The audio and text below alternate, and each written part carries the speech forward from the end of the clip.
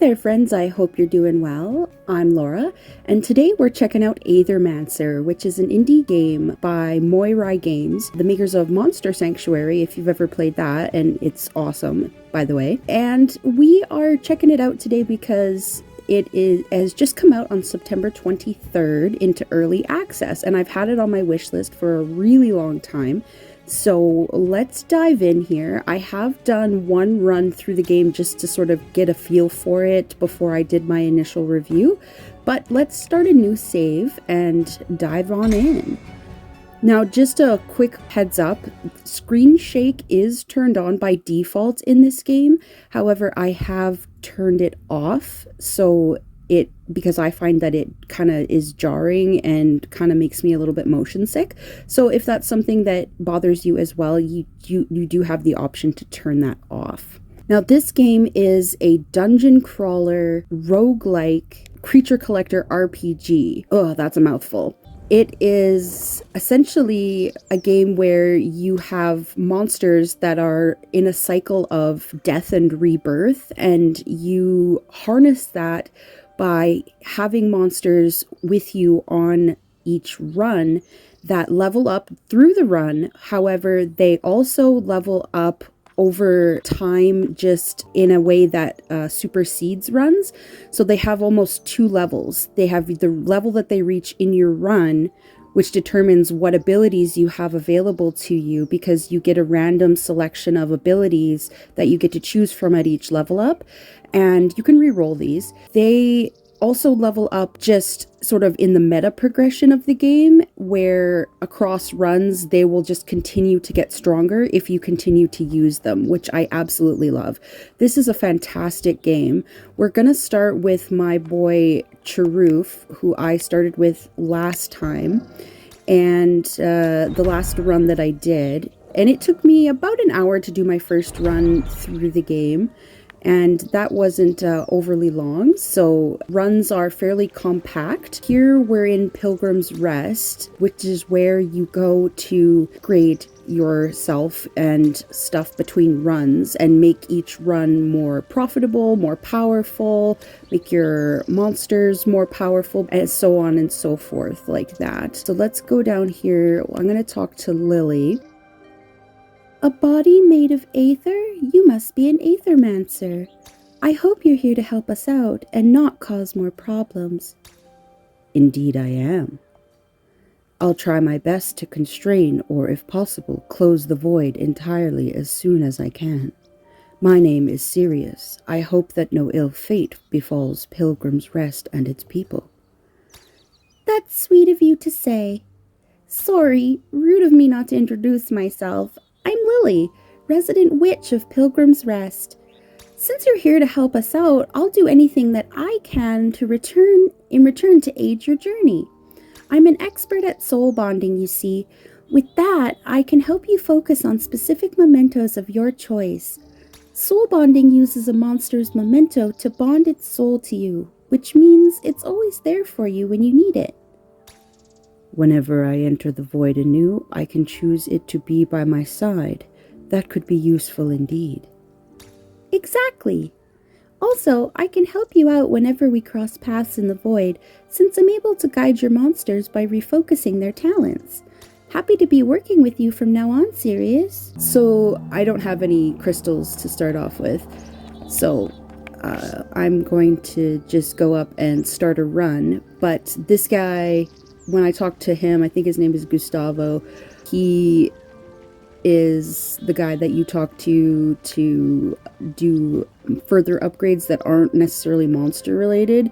This is the shop guy, but beyond that, let's start our run.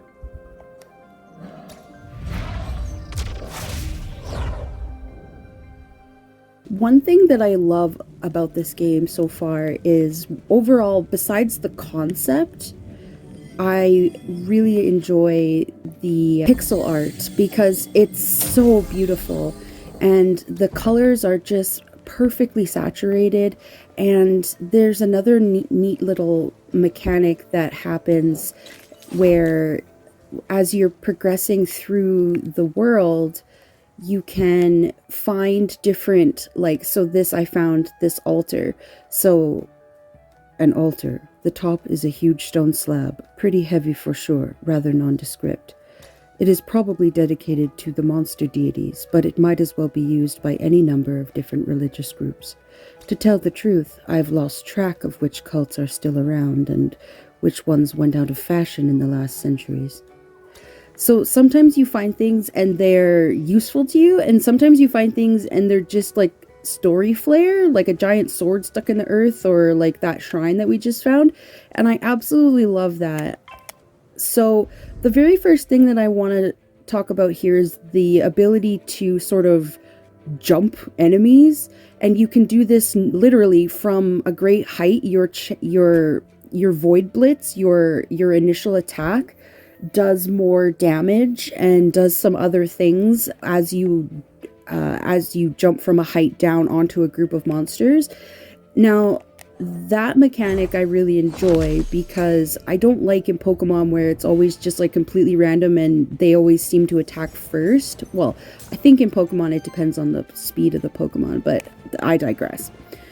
So I'll just read through the dialogues here for the opening of the first battle so that you can get a feel for how this is actually gonna be laid out. So, your monsters don't have to fight alone. The Aethermancer can also use certain actions in combat, such as artifacts. Artifacts are special items that you can use in combat. Each artifact has a certain number of charges, which are refreshed when you get to a rest site, so you don't have to worry about losing them when you use them. So, the thing that I really enjoy about this is that you'll see at the top of the screen there are these glowing orbs. Those are Aether. In order to attack, essentially, you have a basic attack which takes no Aether, and then and that basic attack fills up and generates Aether for you to use in subsequent runs, and the Aether is shared between your monsters. So it's nice to start the combat off with Aether if you can swing it. There are abilities and buffs and things that you can use to customize your run that will allow you to do that.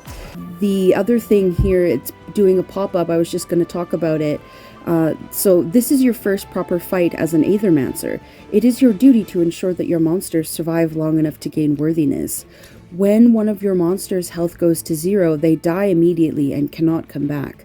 They lose all levels, experience points, skills, and equipment that they gained in this run. However, what it didn't explain there is that worthiness is essentially the character's meta level. So that is the level that they maintain across runs. So if you like Wopeltinger, this guy here, for example, if you really like him and you want to use him in all your runs, he's going to eventually become very OP because his worthiness is going to go up and carry that power through each run. Which I love that mechanic so much. I don't think I've ever played a roguelike creature collector before, and I, love roguelikes, dungeon crawlers, creature collectors, RPGs. This has everything. I love pixel graphics. This game feels like it was made for me, you guys. Like, seriously. The music in it is very well done, and it suits... Oh, we've lost a monster already. We are not looking too good here, fellas. Let's look at this. So, the next thing that I wanted to touch on is the poise or the stagger mechanic. So, this says, beware, at least one of your enemies is going to reset its poise in this turn as part of its reset action. Apart from resetting its poise, reset actions generate one random Aether and trigger an additional effect based on the individual monster. Enemies use reset actions the turn after they were staggered, or when enough turns pass in combat without them getting staggered. So in order to stagger a monster, you see, if you look at the health bar of the big bird, and the very far left of it, there's a little diamond, and it has a 2 next to it. That is his poise. So what we need to do is match the Aether. So in this case, it's a fire Aether, and we need to match that. We need to hit him and do 2 points of fire damage in order to stagger him. So that's what we're going to do. We're going to use Ignite, and we're going to stagger him. Now, in this case, it knocked him out, but what stagger does is it prevents them from attacking and does a few other things as well. But what it really is useful for is allowing you to capture the monsters.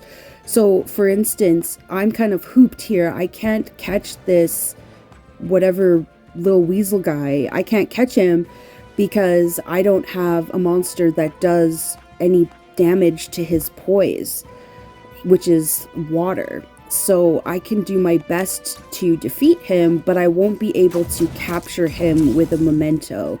And the memento is essentially like the Pokeball. And the memento is cool because it allows you to then use monsters. The more runs you do, the more monsters you have available to you at the beginning to select in order to build your team the way you want it to be built. So the customizability in this is really quite fantastic.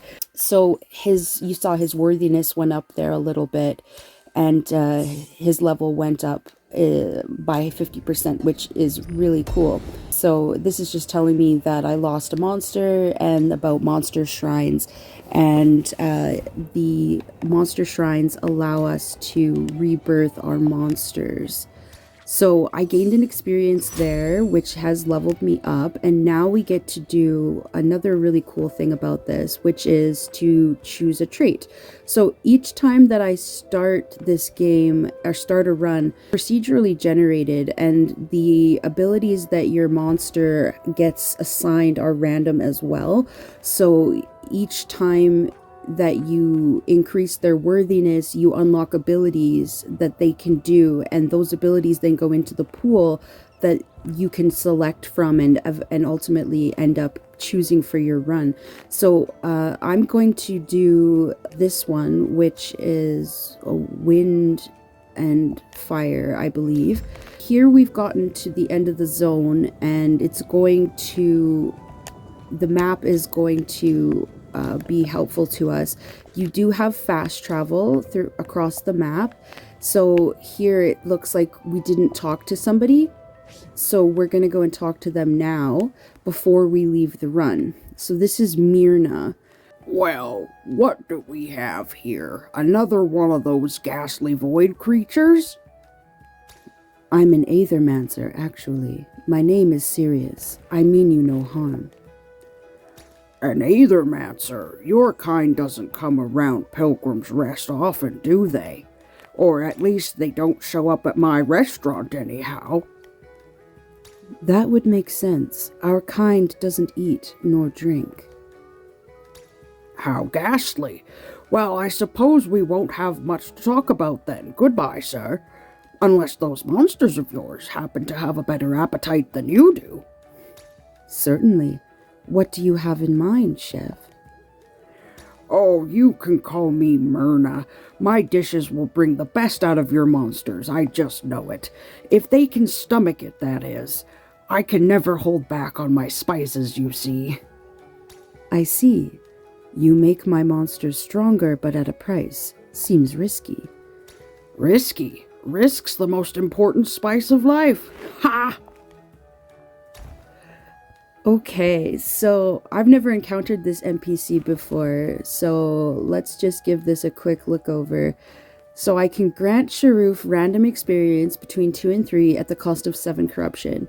Refuse and cleanse 5 corruption instead. Oh, that is a choice that we have to make. So corruption in this game is a mechanic that you stack up over time, and there's different things that cause it, but essentially it like limits how much health you can regenerate, and if you reach full corruption, bad things happen. So you want to keep your corruption down, but this is giving me the chance to make him stronger by giving him a bit of a debuff. So I'm gonna take that,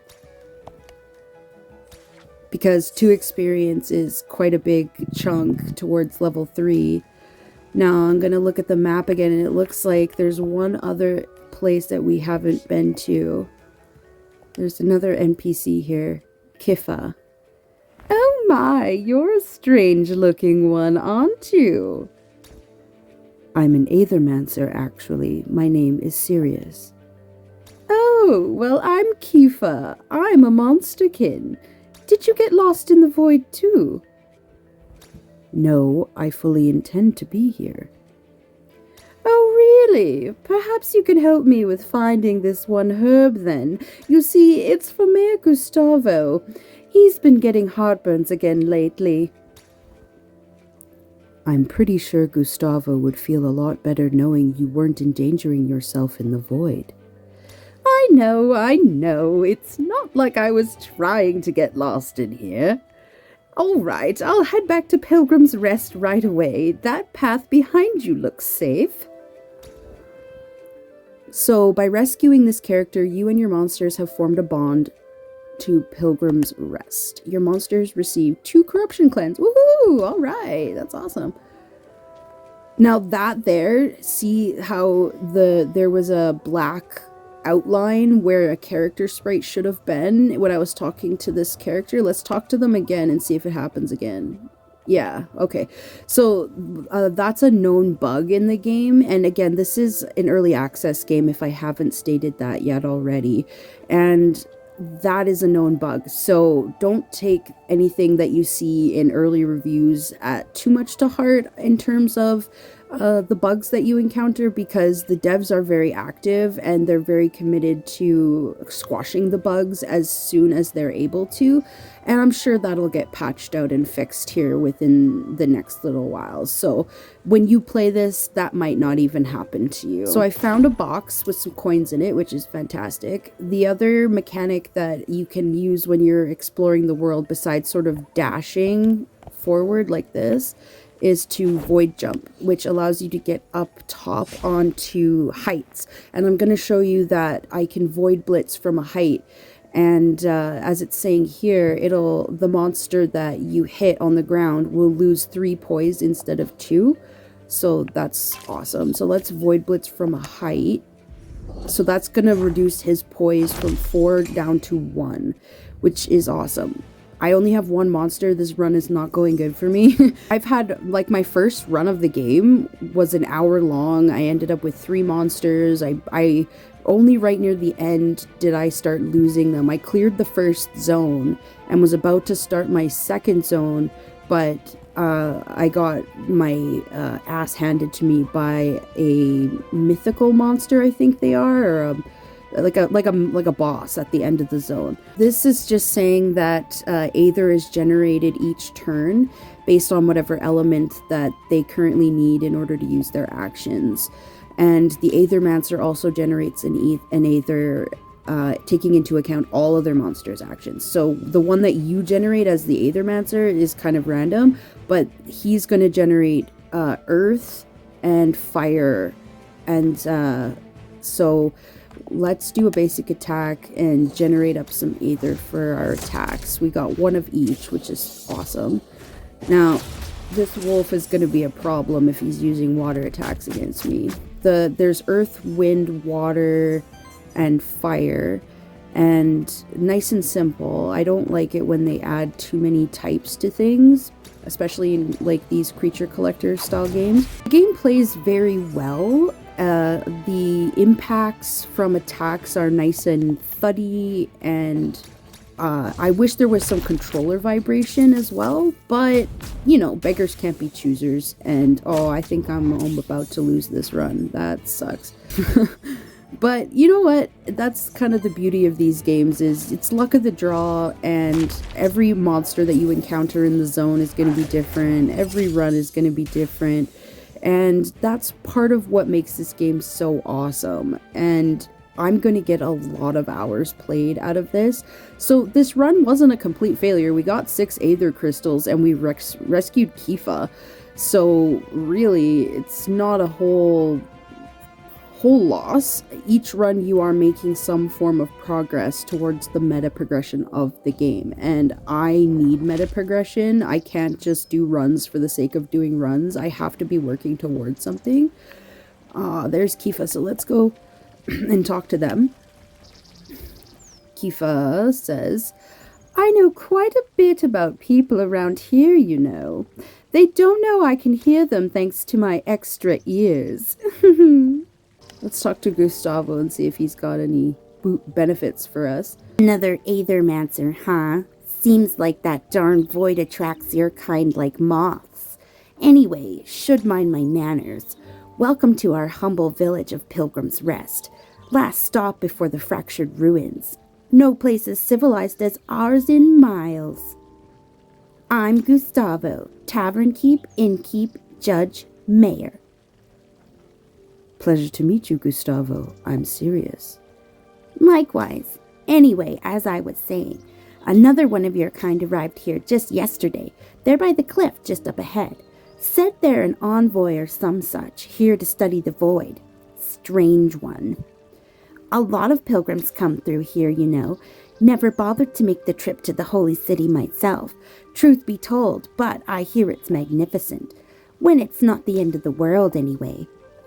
Ain't never seen 2 Aethermancers in a single day, though. We'll try to behave. Just one more thing before you storm off. Did you find any Aether crystals on the way here? Perhaps. It's no secret that those crystals are valuable to our kind. Pilgrim's Rest would prosper if we had a steady supply of them, and I'm sure I could put in a good word for you with folks around here in exchange. You get what I'm saying? If I give you Aether crystals, people around here will help me out on my mission. Got it. Some of the others around here also wouldn't mind sharing their services with you in exchange for those crystals. Let me put it in plain terms. Lily the Witch and Aelioth the Envoy seem interested in Aether crystals as well. But why don't you and I try to make a deal first? Okay, let's make a deal, Gustavo. So you need quite a lot of crystals in order to, do this stuff. So you're gonna have to do multiple runs before you get, your first real benefit. But there's nothing wrong with that. I like the idea of doing, grinds and things like that. It's not a big deal. That's kind of the beauty of these games, and I like that they don't make unlocks super easy to access, because where's the fun in that? Where's the challenge? Do my eyes deceive me? Another Aethermancer here at the edge of the world. I am called Aelioth. They sent me here to investigate the massive void phenomenon. Are you here to assist me? Greetings. My name is Sirius. I'm here on my own. The issue seemed too important to ignore. An Aethermancer operating on their own. So you weren't sent by Aquilas. How curious. No matter. Surely we can still help each other out, I should also mention, I'm trained in Aethermancer enhancement. Oh, I take it you're unfamiliar with it. It is a rather recently developed form of magic, one of the benefits as a follower of Aquilas. Indeed, I hadn't known about this yet. By utilizing Aether crystals, I am able to enhance the capabilities of other Aethermancers and their monsters. I'm not sure if the council would approve of it, but we do share a common goal, so I will make my services available to you. Thank you. That is much appreciated. Okay, so we can use Aelioth to, again, we need lots of crystals to do this, and he's another shop where you can kind of upgrade your stuff. There's an actual shopkeeper NPC, but you have to encounter him on your runs and stuff. So essentially I've talked about all of the functions in Aethermancer, but I haven't really shown you 2 of the crucial things about it, which is so I can start with 1 monster because I didn't gain any monsters on this save file besides him. So let's start our run with Cheruf.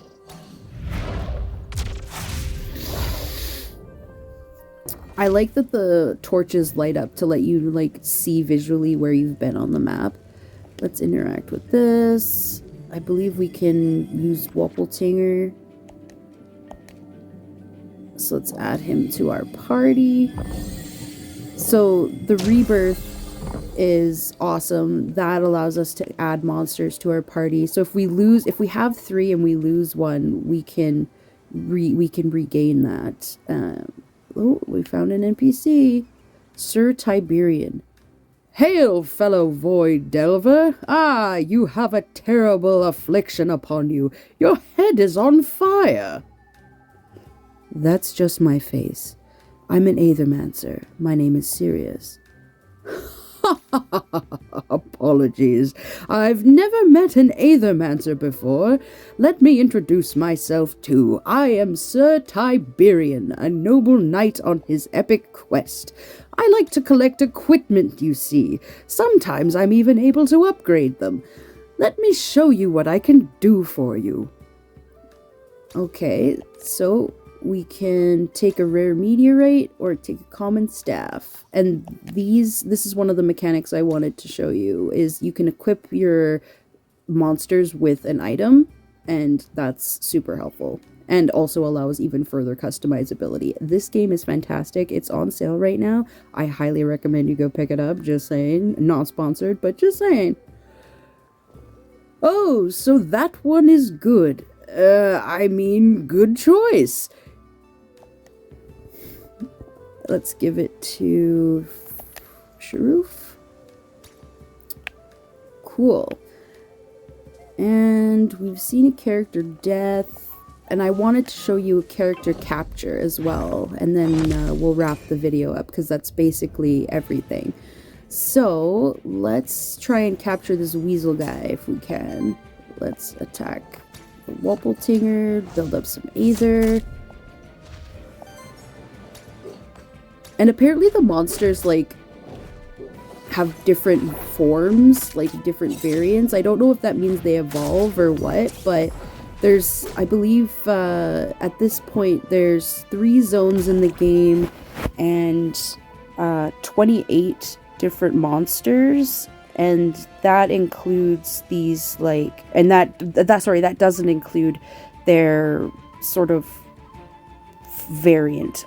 Shifted variant is what it's called. And then there's hundreds of skills that they can learn. So let's break this guy or stagger him. Let's knock his poise out. So now that he's staggered, we can come down here and we can craft a memento. So let's craft a memento on him.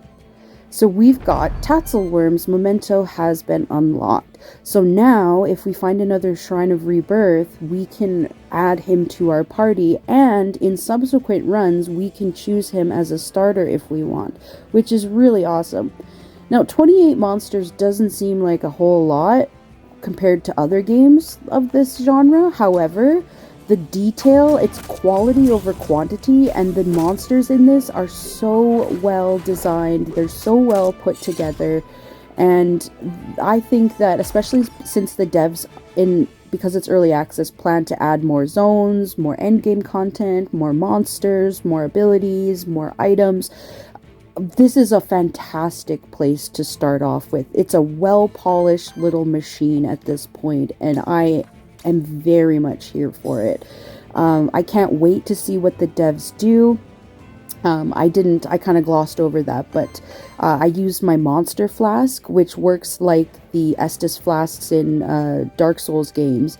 It has charges, and you refill them when you get to a rest site or a bonfire. So there is that little bit of there's my obligatory Souls-like reference that every game that comes out now seems to get somehow. But you know what? It is what it is. I'll make another game reference here. Sea of Stars. If you've ever played that, that's another fantastic pixel game. And the Aether system in this, how you do a basic attack to generate Aether in order to use your magic attacks, essentially, that's how the combat works in Sea of Stars. And Sea of Stars is another fantastic game. I played the first little bit of it, I played through the tutorial and a little bit of the story on the channel already. So if that's something that you're interested in, check that video out. It is on the main page, and I have a playlist for it as well. I will be playing more of it at some point. But there's your other obligatory, this game is like insert other game here. So that is everything about Aethermancer that I wanted to show you guys. But what are your thoughts? Have you played the game? Are you planning to play the game? Is it something that has been on your wish list? Are you on the fence about it? Do you and tell me why. I'd like to know why, because this game is too well priced. I believe on sale in Canadian it's $23, which, or whatever your local currency is. I'm sure in America it's probably cheaper than that, probably $18 or $19, I would think.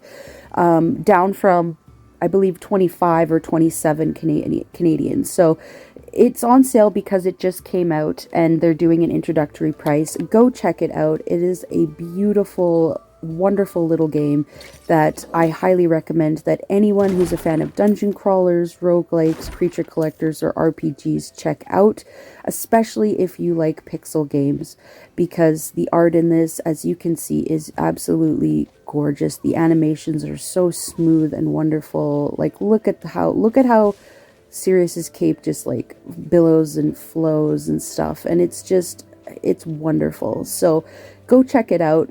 Let me know down in the comments if you're gonna check it out. And that's all from me for this review, you guys. And I hope you have a great weekend. And as always, stay curious, stay cozy, and roll for initiative.